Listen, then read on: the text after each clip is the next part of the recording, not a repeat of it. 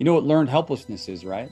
You become complacent in what you're where you're at, Yeah, basically. they did an Mhm. experiment. Martin Seligman did an experiment with dogs where he would put dogs in a cage, and it would have an electric floor in the cage, and he would shock the dogs and shock the dogs, and then the dogs couldn't get out of the cage, so they would just lay down and just take the shock. And then he took those dogs out of that cage and they put them in this experiment. They put the dogs in another separate cage with a divider where the one half was an electric floor and the other wasn't. And Mhm. he put other dogs that were not a part of the first experiment in that cage with the dogs who were part of the first experiment with the electric floor. And when they shocked the floor on the one side, the dogs who were not in the first experiment would just jump to the other side, to the safe side. Right, But the right. dogs who were in the first experiment would just lay down and And just take the take the shot. shock because they Right. learned helplessness. That's what you've done. That's what I'm taking the shot You're right taking now. the shock. So So, stop.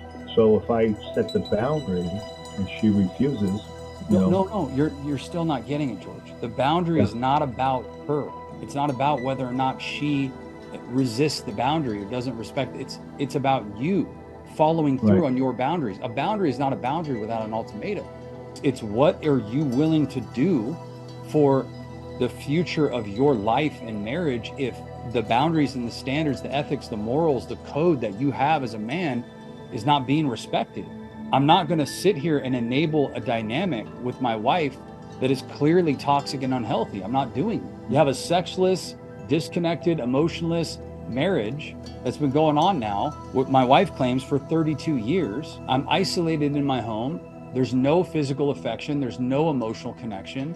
My wife is actively speaking to another man on a daily basis that she then hides under the guise of a business relationship, but yet the guy's wife is uncomfortable about it. And anybody's wife who was uncomfortable about it, anybody's normal reaction would be to that, oh, yeah, you're right. I'm sorry. Yeah, you're right. Let's refrain from this and let's recalibrate this relationship. If the hmm roles were reversed and you were talking to his wife and he messaged you and said, I want to be involved in these threads, this is becoming borderline inappropriate. If you truly had good boundaries, you would step back and say, hey, yeah, you know what? You're totally right. Inappropriate because I right, respect your marriage.